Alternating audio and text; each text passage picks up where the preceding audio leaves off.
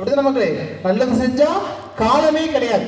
ஒண்ணு அவனுக்கு வாழ்க்கை குறைவா இருக்கும்னா அவன் ஏதாவது ஒரு தண்டனையை அனுபவிப்பான். அதுதான் இந்த சமுதாயத்துல, இந்த நவீன உலகத்துல தீர்ப்பு. இதே மாதிரி இந்த நெல்சன் மண்டேலா என்ன பண்றாங்க அப்படின்னா ஜெயில பிடிச்சு போட்டுதாங்க. அப்போ 27 ஆண்டு அவர் என்ன பண்றாரு, ஜெயில சிறை வாசனை அனுபவிச்சுட்டு அவர் வெளியே வராரு. அன்னைக்குதான் பிப்ரவரி 11ஆம் தேதி 1990 வெளியே வராரு.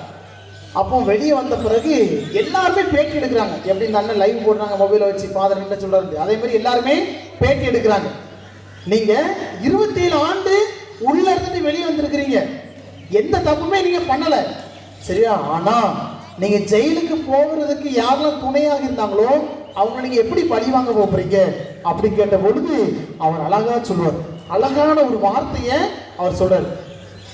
நான் என் வாழ்க்கையில 27 ஆண்டு உள்ள இருந்துட்டு உள்ள போறதுக்கு காரணமாக இவங்கெல்லாம் இருந்தாங்கன்னு சொல்லிட்டு அவங்க மேல கோபப்பட்டு அவங்கள பழி வாங்கணும் அல்லது அவங்க மேல பொறாமை கொண்டுட்டு நான் இருந்தேன் அப்படின்னா, அப்படி நான் செயல்பட்டேன் அப்படின்னா நான் இன்னும் ஜெயில இருந்து வெளிவரல, இன்னும் ஜெயில் வாழ்க்கையை தான் நான் அனுபவிப்பதற்கு சமம். அதனால நான் அவங்களை எதுவுமே செய்ய போறதில்லை அப்படின்னு அழகான ஒரு வார்த்தையை சொல்றார். அதுக்கு பிறகு ஒரு 4 ஆண்டு கழித்து 1994ஆம் ஆண்டு தென்னாப்பிரிக்கா நாட்டில் என்ன பண்றாரு அப்படின்னா அதிபராக பொறுப்பெடுக்கிறார். சரி, அந்த மக்கள்லாம் ஓட்டு போட்டு இவர் தான் நமக்கு சிறந்த தலைவர் அப்படின்னு சொல்லி என்ன பண்றாங்க, அவர் அந்த நாட்டினுடைய அதிபராக பொறுப்பெடுக்க வைக்கிறாங்க. அப்போ கூட என்ன சொல்றாங்க அப்படின்னா, எப்படியாவது நீங்க ஜெயிலுக்கு போக காரணமானவங்க இருந்தவங்கலாம் பழி வாங்கணும் அப்படின்னு சொல்லி கொடுக்குறாங்க. அவர் அதை என்ன பண்ணாரு, லிசன் பண்ணவே இல்லை, அதை கவனிக்கவே இல்லை. ஒரு வழக்கறிஞர் என்ன பண்றாரு அப்படின்னா, இவன் ஒரு கொடூரமானவன், சரியா, நிறைவேறிக்கு எதிராக இவன் குரல் கொடுத்தவன், இவனை கொலை செய்யணும் அப்படின்னு ஒரு வழக்கறிஞர் பொய்யா வாதாடுறாரு.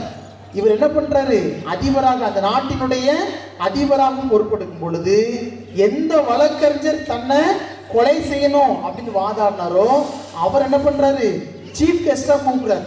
சரியா, அந்த நிகழ்ச்சிக்கு சிறப்பு விருந்தினராக கூப்பிடுறாரு. நம்ம அப்படி கூடுவோமா? பக்கத்து வீட்டு அக்கா நம்மகிட்ட ஒரே சண்டையா இருக்கிறாங்க, நம்ம பிள்ளைக்கு கல்யாணம், நம்ம அந்த அக்கா கூடுவோமா? கூப்பிடுவீங்களா? கூப்பிட்டா பிரகாசியமாக இறக்கி வச்சுட்டு உங்களதுக்கு மேலே வைக்கணும். சரியா, நம்ம அப்படி கூப்பிட மாட்டோம். சரியா, சும்மா தலையை ஆட்டும் அப்படி, ஆனால் கண்டிப்பாக கூப்பிட மாட்டோம். அப்படி கூப்பிடுறவங்க இருந்தீங்கன்னா சொல்லுங்க, கண்டிப்பாக பிரகாசியமாக இறக்கிட்டு அந்த அம்மாவதிக்கு மேலே வச்சிடலாம். சரியா, இவர் என்ன பண்றாரு அப்படின்னா, இந்த வழக்கறிஞர் யூசப் அப்படிங்கிற வழக்கறிஞர் அவர் என்ன பண்றாருன்னா சிறப்பு விருந்தினரா அவரையே கூப்பிடுறாரு. அப்போ அந்த வழக்கறிஞர் அந்த நிகழ்ச்சியில் அழகா ஒரு சிறிய செய்தி ஒன்று கொடுக்கிறார். என் வாழ்க்கையில நான் பிறந்த 54 ஆண்டு ஆகுது, இதுவரைக்கு இப்படிப்பட்ட ஒரு மனிதரை என் வாழ்க்கையில நான் பார்த்ததில்லை. நான் அவருடைய காலில் விழுந்து நான் மன்னிப்பு கேட்டா கூட நான் பேசிய அந்த வார்த்தைக்கு இணையாக வராது. இவர்தான் ஒரு சிறந்த மனிதர் அப்படின்னு அவரு நெல்சன் மண்டேலாவை புகழ்ந்து பேசுறார். எதுக்கு இந்த நிகழ்வை சொல்றேன் அப்படின்னு பார்த்தோம் அப்படின்னா, இன்னைக்குள்ள தலைப்புக்கும் இந்த நிகழ்வுக்கும் அதிக தொடர்பு இருக்கு. சரியா, வேதத்தை கடைபிடித்தவள் நம்முடைய தாய் அப்படின்னு நம்ம சிந்திக்கிறோம். விவிலியத்தை பார்த்தோம் அப்படின்னா விவிலியம் முழுவதுமே எதனுடைய அடிப்படையில் அமைந்திருக்கிறது அப்படின்னா ஒரு மன்னிப்பு அப்படிங்கிற அடிப்படையில் தான் அமைந்திருக்கு. விவிலியத்தினுடைய தொடக்கத்துல ஒரு மன்னிக்கக்கூடிய ஒரு நிகழ்வு நடக்கும். என்ன நிகழ்வு, யாராவது சொல்லுங்க பார்ப்போம்? விவிலியத்தினுடைய தொடக்கத்துல ஒரு மன்னிக்கக்கூடிய நிகழ்வு ஒன்று நடக்கும். என்ன நிகழ்வு? சத்தமா சொல்லு. ஆதாம் ஏவாள். சரியா, ஆதாம் ஏவாள் தவறு செய்யறாங்க. அப்போ கடவுள் என்ன பண்றாரு, மன்னிக்கின்றார். சரியா, பழைய ஏற்பாட்டுல தொடக்கம், விவிலிய தொடக்கமே மன்னிப்புல தான் தொடங்கும். அதே மாதிரி விவிலிய முடிவுலையும் மன்னிப்புல தான் முடியுது. என்ன முடிவு? விவிலியத்தினுடைய கடைசி நூல் என்ன நூல்? திருவெளிப்பாடு. அதுல அழகான ஒரு நிகழ்வு உணரும். நான் குழு கொடுக்குறேன். நம்முடைய தாய் அன்னை மரியா தெரியலையா? சரி, அன்னை மரியால எப்படி சாத்தான் கவுறதுக்கு ஒரு பாம்பு வடிவில் இருக்கும். அப்போ கூட அன்னை மரியாதை என்ன பண்ணுவாங்க, அதை மன்னித்தாள் அப்படின்னு தான் நம்ம விவிலியத்தில் நம்ம வாசிக்கிறோம். சரி, நம்ம விவிலியமே ஒரு மன்னிப்பினுடைய பெட்டகமாக இருக்கின்றது. அப்போ இன்னைக்கு நம்ம பைபிள்ல விவிலியத்துல வரக்கூடிய ஒரு சில மாந்தர்களை நம்ம பார்க்கணும். யாரெல்லாம் இந்த வேதத்தை கடைபிடித்தார்கள், இறை வார்த்தையை கடைபிடித்தார்கள் அப்படின்னு நம்ம சற்று சிந்தித்து பார்க்கணும். இப்போ பழைய ஏற்பாட்டுல கடவுள் அப்படின்னு நம்ம யாரை சொல்லுவோம்? பழைய ஏற்பாட்டுல கடவுள் நம்ம யாரை சொல்லுவோம்? பிதாவா? சரி, வேற மறைக்கிளி ஆசிரியர்லாம் முடிஞ்சாங்க. இன்னைக்கு பழைய ஏற்பாட்டுல கடவுள் நம்ம யாரை சொல்லுவோம்? சரி, ஒருத்தர் இஸ்ராயல் மக்களை விடுவிச்சார், யாரு? மோசே. சரியா, மோசே தான் பழைய ஏற்பாட்டுல கடவுள். ஏன் அப்படின்னு பார்த்தோம் அப்படின்னா, மோசே வந்து சாதாரண ஆடு மேய்க்கக்கூடிய ஒரு மனிதர். சரியா, ஆடு மேய்ச்சாரு. இன்னொரு புறம் பார்த்தோம் அப்படின்னா மோசே ஒரு கொலைகாரர். சரியா, ஆனா கடவுள் என்ன பண்ணுவாரு? அப்படிப்பட்ட மனிதரை தான் என்ன பண்ணுவாரு? இஸ்ராயல் மக்களை விடுவிக்க கூப்பிடுவார். சரியா, என் மக்கள் எகிப்தின் அடிமையில கஷ்டப்பட்டு நடக்கிறாங்க, நீ அந்த மக்களை போய் விடுவி அப்படின்னு சொல்லுவார். அப்போ மோசேக்கு ஒரு பயம். சரியா, ஒருவேளை ஒரு ஆடு மேய்க்கக்கூடிய ஒரு 60 வயசு ஐயாவை நீங்க தான் இந்த தமிழ்நாட்டினுடைய சிஎம் அப்படின்னு சொன்னா அவருக்கு எப்படி இருக்கும்? உடனே பல்ல காமிச்சு பொறுப்பெடுத்துருவாரா? எடுப்பாங்க. ஆனா மனசு எப்படி இருக்கும்? ஒரு பயம் இருக்கும்ல, இருக்குமா இருக்காதா? ஏதாவது ஒரு சில தலையாட்டுங்க, ஒன்று இப்படி ஆட்டுங்க இப்படி ஆட்டுங்க, ஆட்டு இருக்காதுங்க. டிவி பார்த்த மாதிரி இருக்குதோ, பிக் பாஸ் நிகழ்ச்சி மாதிரி இருக்குதோ? சொல்லுங்க, எப்படி இருக்கும்? பயம் இருக்காதா? இருக்கும். சரியா, அதே மாதிரி தான் மோசேக்கு இருந்துச்சு. பயப்படுறது, ஆண்டவரே நான் எப்படி அந்த மக்களை விடுவிப்பேன்? அந்த பாவிலும் அவன் வந்து என்னைய கொன்னே போட்டுவான, துண்டு துண்டா வெட்டி போட்டுவான், நான் எப்படி அந்த மக்கள்கிட்ட போய் உங்க வார்த்தை சொல்ல முடியும் அப்படின்னு மோசே கடவுள்கிட்ட முறையிடுறாரு. அப்பந்தான் கடவுள் அழகான ஒரு வார்த்தை சொல்லுவார். இருக்கின்றவராக டேஸ், என்னது? இருக்கின்றவர் நானே அப்படின்னு நீ சொல்லு, அதுதான் உனக்கு நான் கொடுக்கக்கூடிய வார்த்தை அப்படின்னு சொல்லுவார். மோசே என்ன பண்ணுவாரு? அந்த வாக்கை தெய்வ வாக்கா எடுத்துட்டு போவார். இஸ்ராயல் மக்களை எகிப்தின் அடிமையிலிருந்து விடுவிப்பாரு. பாலைவனத்துல 40 ஆண்டு வழி நடத்துவாரு. அந்த மக்கள் அவ்வளவு கஷ்டத்தை கொடுக்குறாங்க.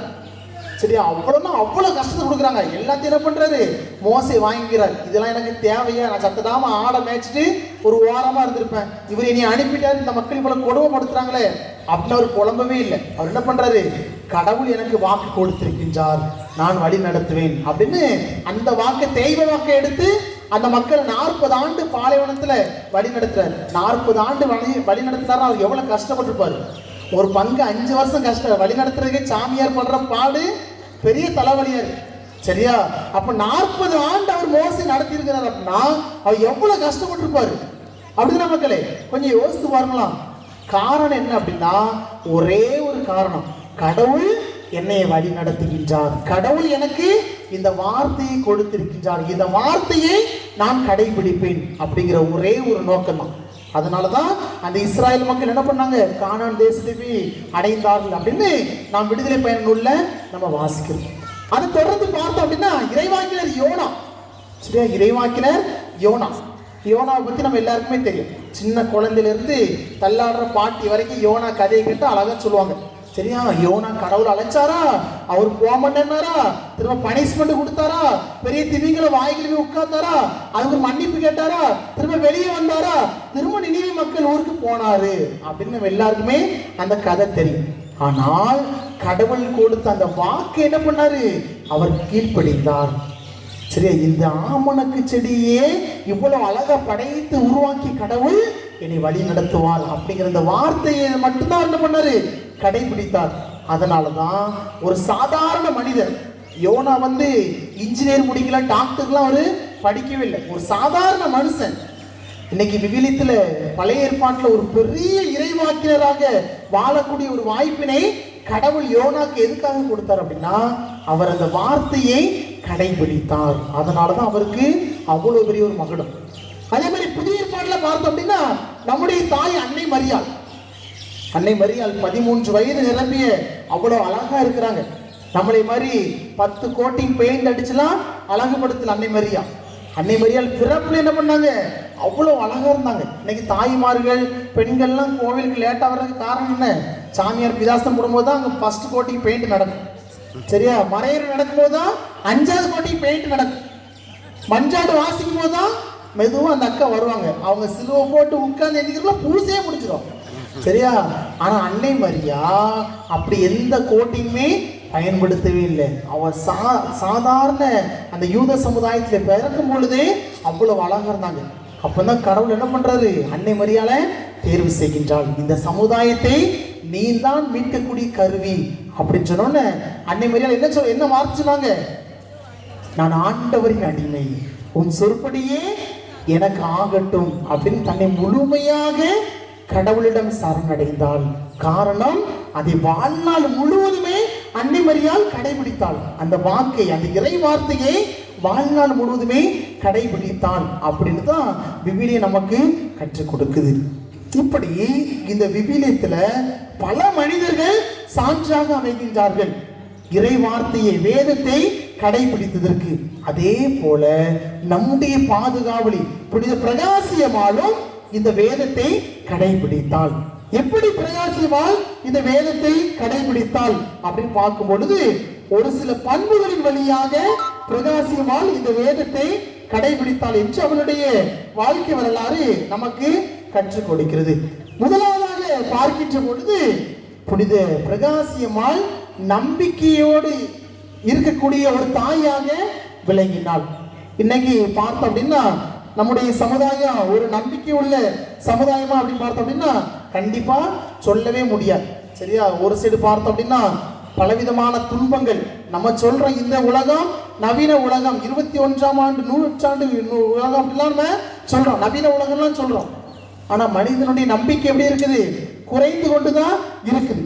இன்னொரு புறம் பார்த்தோம் அப்படின்னா அதிகாரம் இருக்கும். சரியா? நம்முடைய அரசியல் தலைவர்கள் அவர்கள் செய்யக்கூடிய அந்த கொடுமைகள்லாம் பார்க்கும் பொழுது நமக்கு இருக்கக்கூடிய நம்பிக்கையெல்லாம் குறைஞ்சுக்கிட்டே இருக்கு. இருந்தாலும் நம்ம என்ன பண்ணுவோம்? 500 ரூபாய்க்கு 500 ரூபா வாங்கிட்டு அவங்களுக்கு ஒரு ஓட்டை குத்திட்டு நம்ம போயிடும். சரி, அடுத்த வருஷமாவது இவன் நல்ல காரியம் நமக்கு ஒரு ரோடை போட்டுற மாட்டானா, பிரகாசபுரத்துக்கு ஒரு ரோடை போட்டு லைட்டை போட்டுற மாட்டானா பஞ்சாயத்துல இருந்து அப்படிங்கிற நம்பிக்கையில் என்ன பண்ணுவோம்? ஓட்டை போட்டுருவோம். இன்னொரு புறம் பார்த்தோம் அப்படின்னா நம்முடைய நம்பிக்கை குறைந்து கொண்டே இருக்கின்றது. அதனாலதான் ஒரு எழுத்தாளர், பிராக்டா அப்படிங்கிற ஒரு எழுத்தாளர் அழகா சொல்லுவார், என்னால எதையும் செய்ய முடியும் என்று எவன் நம்புகிறானோ அவனுக்கு மட்டும்தான் எப்பொழுதுமே வெற்றி கிடைக்கும் அப்படின்னு சொல்றாரு. ஏன் அப்படின்னு பார்த்தோம் அப்படின்னா நம்ப வேண்டும், தன்னை நம்ப வேண்டும் முதலில், அப்பொழுதுதான் நாம் மற்றவர்களை நம்ப முடியும் அப்படிங்கிறதுக்கு அவரு சொல்லி தரார். அதனாலதான் சமுதாயத்துல பல மனிதர்கள் உயர்ந்ததுக்கு காரணமே இந்த நம்பிக்கை தான். உதாரணத்துக்கு பார்த்தோம் அப்படின்னா கர்ம வீரர் காமராஜருடைய வாழ்க்கையில கூட சொல்லுவாங்க, இந்த மாத்தூர் தொட்டிப்பாளையம், அந்த தொட்டிப்பாளையம் கெட்டும் பொழுது கேட்கிறாங்க, அவரு கூட இருக்கக்கூடிய அந்த அதிகாரிகள்லாம் கேட்கிறாங்க, இது எப்படியா சாத்தியமாகும் அப்படின்னு சொல்லும் பொழுது அவர் சொல்லியிருக்கிறார்,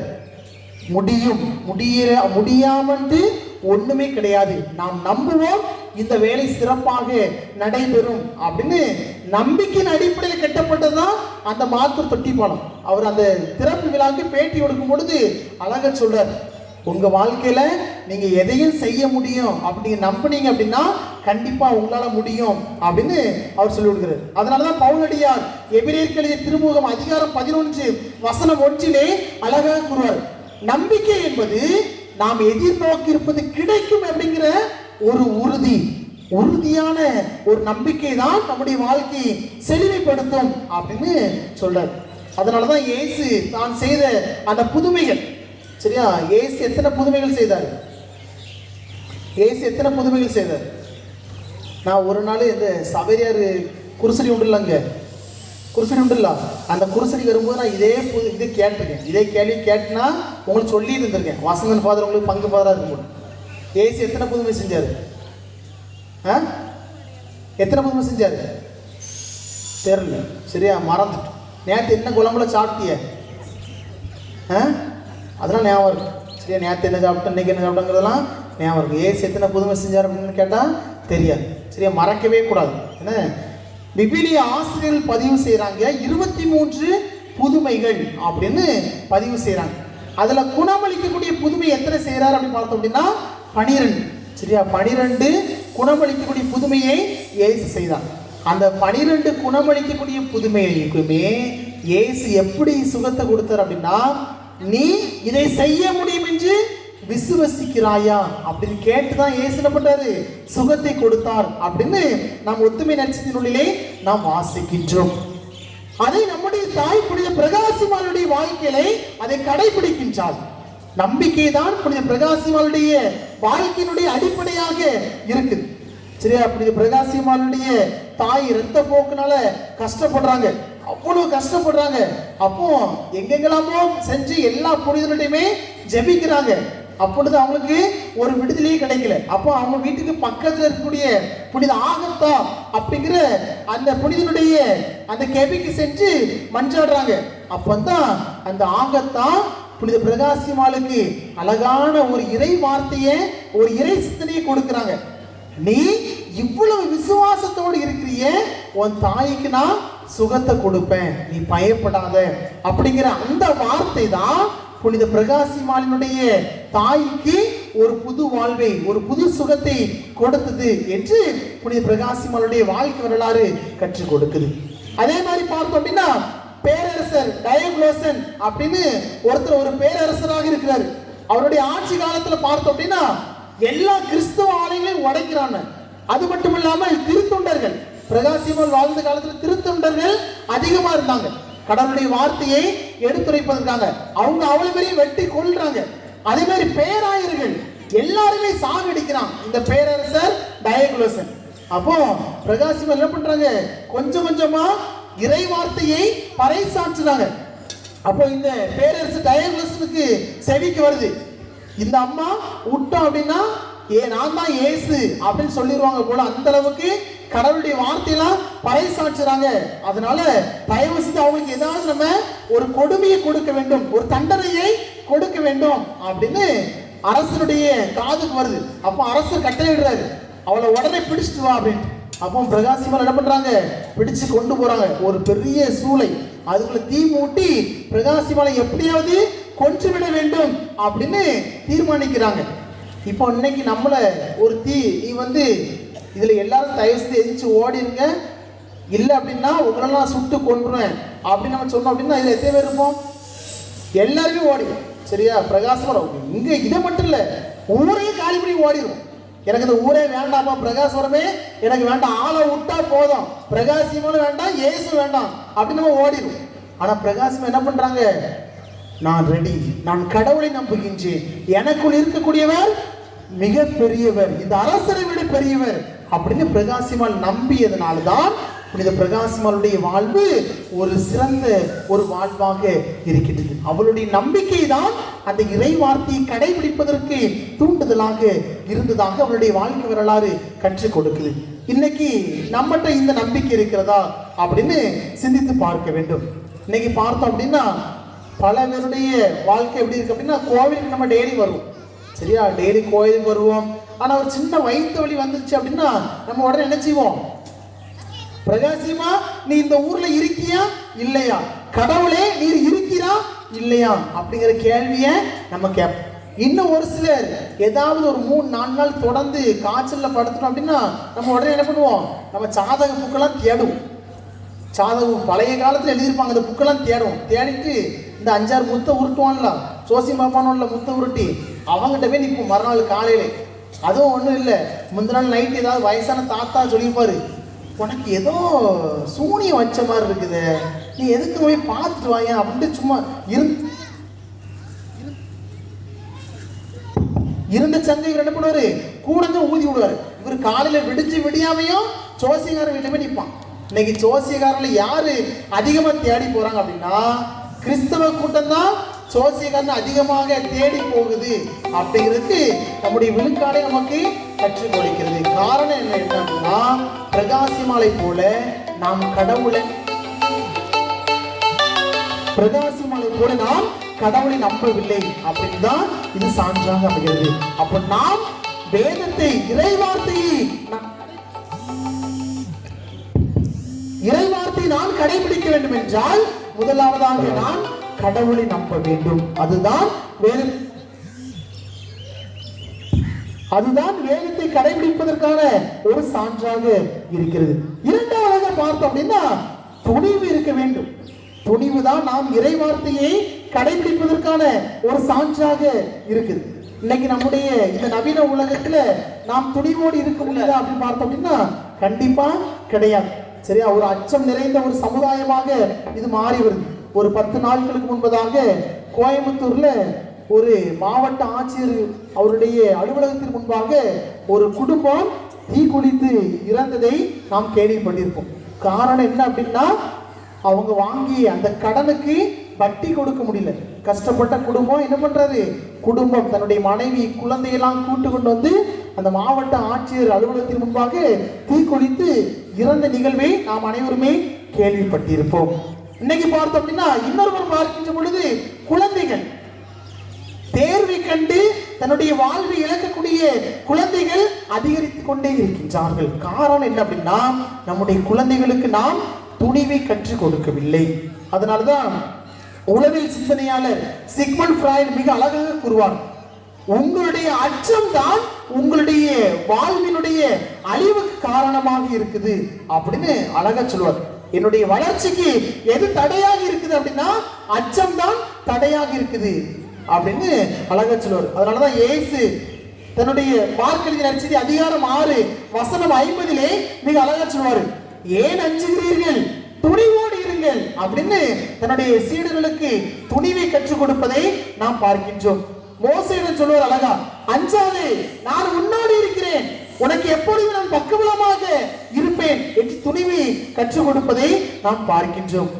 ஒரு எழுத்தாளர் வெப்ஸ்டர் அப்படிங்கிற ஒரு எழுத்தாளர் சொல்லுவார், மனிதனை அணி செய்யக்கூடிய குணங்களிலே தலையானது எது அப்படின்னு பார்த்தோம் அப்படின்னா துணிச்சல். இந்த துணிவு தான் ஒருவன் இந்த சமுதாயத்திலே இன்னொரு நிலைக்கு எடுத்து செல்லக்கூடிய ஒரு கருவி, ஒரு சிறந்த பண்பு அப்படின்னு இந்த வெப்ஸ்டர் அப்படிங்கிற ஒரு எழுத்தாளர் சொல்லி தராரு. அதே ஒரு துணிவு நம்முடைய பாதுகாவலி புனித பிரகாசியமாளுடைய வாழ்க்கையிலும் அதிகமாக இருக்குது. புனித பிரகாசியமாலை ஒரு தன்னுடைய தாயானவள் ஒரு வாலிபனுக்கு பேசி முடிக்கின்றாள், திருமணம் செய்து வைக்க வேண்டும் அப்படின்னு. ஆனா புனித பிரகாசியமாளுடைய வாழ்க்கை பார்த்தோம் அப்படின்னா, நான் கடவுளுக்காக பணி செய்ய போகிறேன் அப்படிங்கிறதா புனித பிரகாசியமாளுடைய ஒரே எண்ணம். ஆனால் இந்த தாயானவள் அதற்கு முன்பாகவே ஒரு வாலிபனுக்கு பேசி முடிக்கின்றாள். அதற்கு பிறகு வேண்டாம் அப்படின்னு அதை நிறுத்தி விடுகின்றார்கள். ஆனால் இந்த வாலிபன் என்ன பண்றான், புனித பிரகாசியமாலை துன்புறுத்திக்கிட்டே இருக்கிறான், நீ என்னை எப்படியாவது திருமணம் செய்து கொள்ள வேண்டும், என்னை திருமணம் செய்யவில்லை என்றால் அரசரிடம் நான் உன்னை இழுத்து செல்வேன், உனக்கு விபச்சாரி அப்படிங்கிற பட்டத்தில் நான் வாங்கி கொடுப்பேன் அப்படின்னு தேவையில்லாத வார்த்தைகள்லாம் பயன்படுத்துறான். இன்னைக்கு ஒரு இளம் பெண்ண ஒரு வாலிபன் தேவையில்லாம கிண்டல் பண்ணான் அப்படின்னா அந்த வாலிபன் என்ன பண்ணுவான், அழுதுகிட்டு வீட்டுல வந்து அம்மா அப்பாட சொல்லுவான். சரியா, அப்படிப்பட்ட ஒரு உலகம் இது. ஒரு துணிவு கிடையாது. ஆனால் புனித பிரகாசம் என்ன பண்றாங்க, உன்னையால முடியறத நீ செஞ்சு பாரு, என்கிட்ட இருக்கக்கூடியது தூய் ஆவியானவர், அவர் என்னை வழி நடத்துவார் அப்படிங்கிற ஒரு அந்த துணிவு தான் புனித பிரகாசியமாலை இந்த அளவிற்கு உயர்த்தியது என்று புனித பிரகாசியமாலுடைய வாழ்க்கை வரலாறு நமக்கு கற்றுக் கொடுக்கிறது. அது மட்டுமல்லாமல் பஸ்காரிஸ் அப்படிங்கிற ஒரு அலுவலன் அவன் என்ன பண்றான் அப்படின்னா, பிரகாசியமானுடைய கழுத்தை துண்டித்து விடுங்கள் அப்படின்னு கட்டளையிடுறான். அப்பொழுது கூட பிரகாசிமா என்ன பண்றாங்க, கடவுள் என்னை வழி நடத்துவார், கடவுள் என்னோடு இருக்கிறார் அப்படிங்கிற ஒரு துணிவோடு புனித பிரகாசிமா என்ன பண்றாங்க, வாக்கை கொடுக்கின்றார்கள். அது மட்டுமல்லாமல் ஒருவன் புனித பிரகாசிமாவுடைய கண்ணை பிடுங்கி விடுகிறான். எதுக்கு புனித பிரகாசிமால் கண்ணுக்கு பாதுகாப்புன்னு சொல்றோம், நம்ம எதுக்கு சொல்றோம், புனித பிரகாசிமால் கண்களின் பாதுகாவலி அப்படின்னு நம்ம எதுக்கு சொல்றோம், எதுக்கு சொல்றோம், சொல்லல அப்படின்னா போகும்போது பிரகாசமா சிறுபத்தை தூக்கிட்டு போயிருவேன். சரியா, சொல்லல அப்படின்னா பிரகாசமா சிறுபத்தை நான் போகும்போது தூக்கிட்டு போயிருவேன். சரியா, பிரகாசிமாலை பத்தி தெரியல அப்படின்னா நம்ம ஏன் வைக்கணும் பிரகாசிமாலை, அப்படிதான் நமக்கு எதுக்கு கண்களின் பாதுகாவலின்னு சொல்றோம், எதுக்கு சொல்றோம், எல்லாருக்கும் கண்ணை கொடுத்தாங்க அப்படின்ட்டா எதுக்கு சொல்றோம், கண்களின் பாதுகாவலி புனித பிரகாசிமால், கண்ணொளி தந்து காத்திடும் புனித பிரகாசிமால், ஏன் சொல்றோம், தெரிஞ்சிடுங்க. சரியா, நல்லா தெரிஞ்சிடுங்க. ஒரு அரசன் என்ன பண்றான், அவளுடைய கழுத்தை வெட்டுங்கள், கண்களை பிடுங்கி எறியுங்கள் அப்படின்னு கட்டளையிடுவான் தன்னுடைய படை வீரர்கள். ஒரு சீடு என்ன பண்ணுவான், கண்ணை போய் குத்துவான். சரியா, கண்ணை குத்துவான். அந்த கண்ணு அப்படி தெரித்த பொழுதும் மீண்டும் அதே போல அந்த கண் என்ன பண்ணுது, ரப்பர் மாதிரி திரும்ப அவளுடைய கண்ணுக்கே திரும்பி போகும். சரியா? அதனாலதான் அந்த வரத்தை யார் கொடுத்தது? கடவுள் கொடுத்தார். சரியா? கடவுள் அந்த வரத்தை புனித பிரகாசியமாளுக்கு கொடுத்தார். அந்தோனியாருக்கு எப்படி நாக்கு அழியாமல் இருக்கிறதோ, சவேலியாருக்கு எப்படி உடம்பு ஃபுல்லா அழியாமல் இருக்கிறதோ, அதே போல இந்த கண், இந்த வல்லமையை கடவுள் புனித பிரகாசியமாளுக்கு கொடுத்தார். அதனாலதான் நாம் என்ன பண்றோம், கண்ணொளி தந்து காத்திடும் புனித பிரகாசிமால், கண்களின் பாதுகாவலி அப்படின்னு புனித பிரகாசிமால நம்ம சொல்றோம். இந்த வல்லமையை எப்படி புனித பிரகாசிமாலுக்கு கடவுள் கொடுத்தார் அப்படின்னா, புனித பிரகாசிமாலிட விளங்கிய அந்த துணிவு தான் அவளுக்கு இத்தகைய ஒரு இறை வல்லமையை பெற்று கொடுத்திருக்கிறது. இன்னைக்கு என்கிட்ட இந்த துணிவு இருக்கிறதா அப்படின்னு நம்ம கொஞ்சம் யோசித்து பார்க்க வேண்டும்.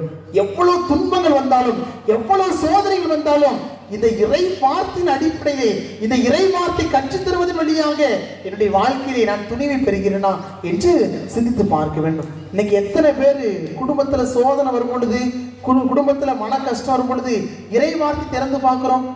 பார்க்கறதே கிடையாது. நம்ம என்ன பண்ணுவோம், நம்ம ஃப்ரெண்ட்ஸ் கிட்ட ஃபோன் பண்ணி பேசும், அவ எரியிற விளக்குல கூட மண்ணெண்ணெய் ஊற்றி விடுவோம், அந்த ஆளை ஒளிஞ்சு போட்டு அப்படின்னு. சரியா? ஆனால் கடவுளுடைய வார்த்தையை நாம் வாசிப்பது கிடையாது. எவ்வளவு வார்த்தைகள் இருக்கிறது, 73 புத்தகங்கள் இருக்கிறது இறை வார்த்தை.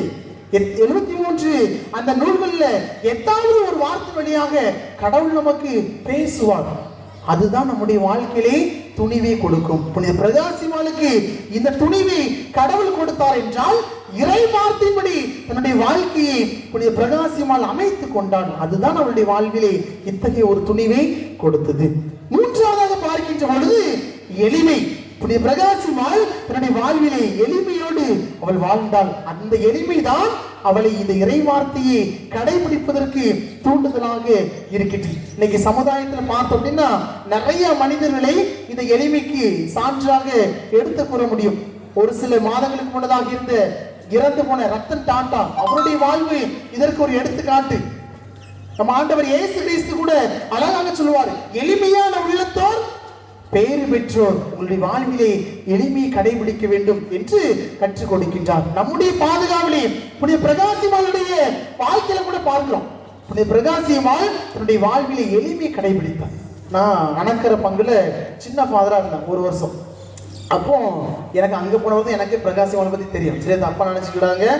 அங்க போன பிறகு தான் பிரகாசியம்மன்னா யாரு, அது வரைக்கும் நான் பிரகாசியமான ஒரு மாதா போல அப்படின்னு நினைச்சிட்டு இருந்தேன்.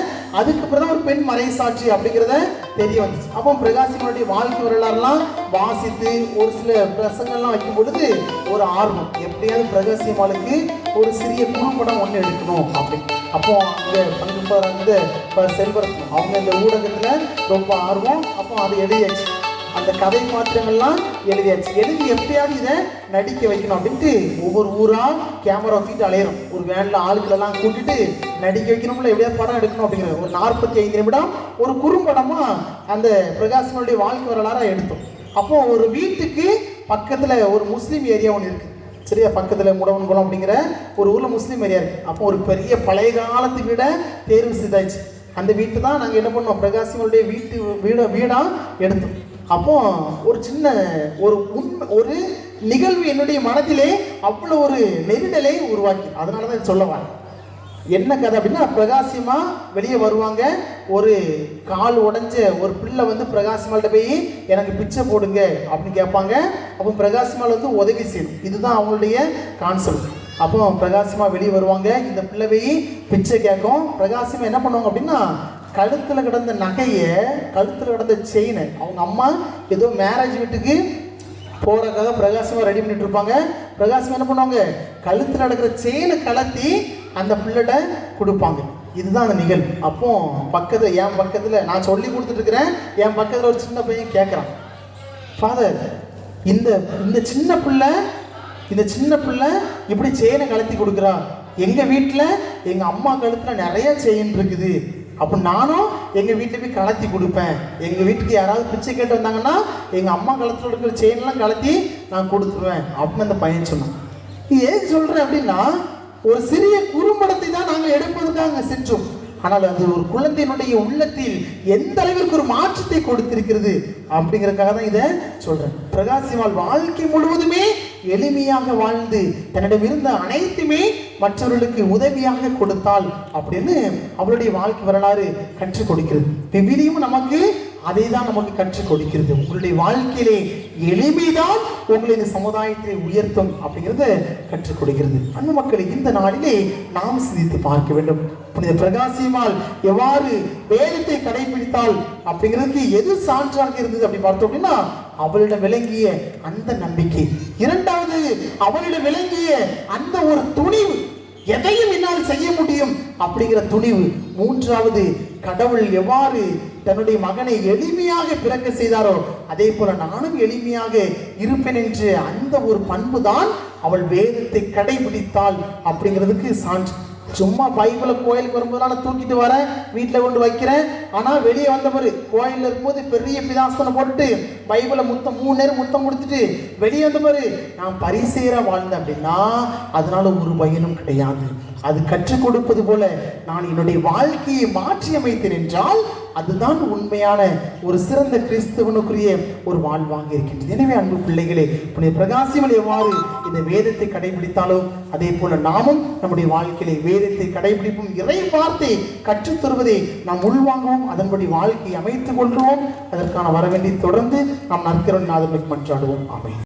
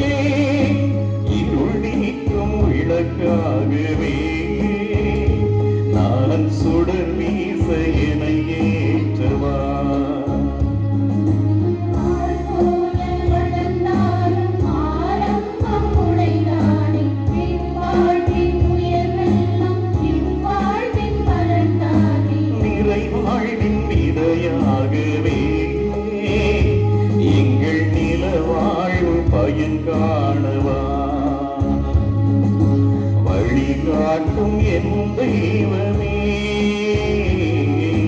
துணையாக எனில் மாறுமே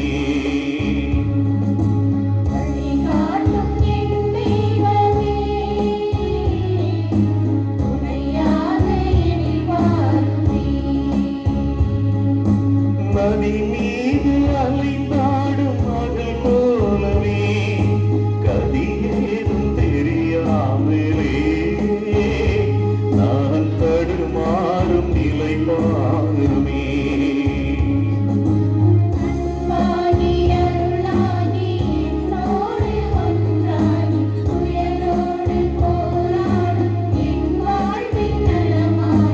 என்னை தாங்கும் என் தெய்வமே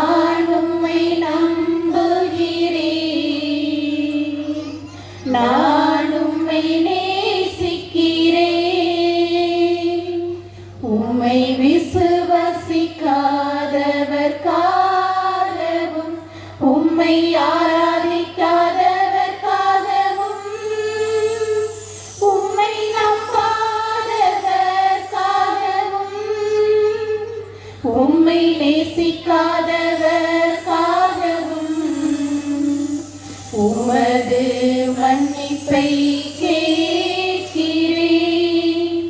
உமது மன்னிப்பை கேட்கிறேன்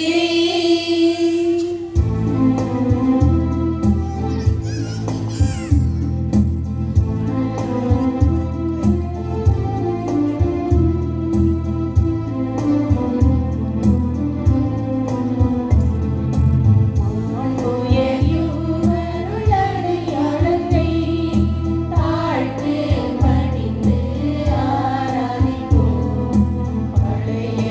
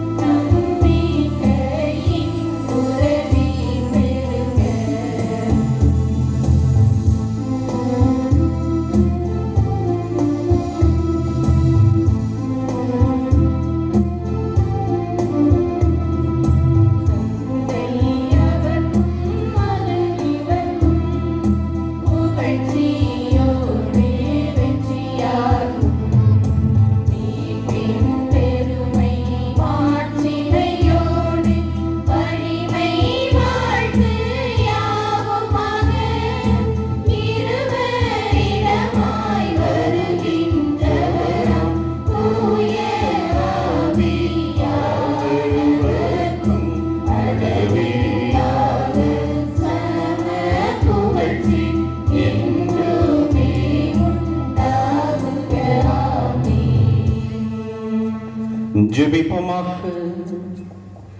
இறைவா, இந்த வியப்பிற்குரிய திருவருட் சாதனத்திலே உமது திருப்பாடுகளின் நினைவை எங்களுக்கு விட்டு சென்றி உமது திருவுடல் திருரத்தம் இவற்றின் மறைபொருளை வணங்கும் நாங்கள் உமது மீட்பின் பலனை இடைவிடாமல் அனுபவிக்க அருள் புரியுமாறு உம்மை மன்றாடுகிறோம். என்றென்றும் வாழ்ந்து ஆட்சி செய்கின்றவர் நீரே.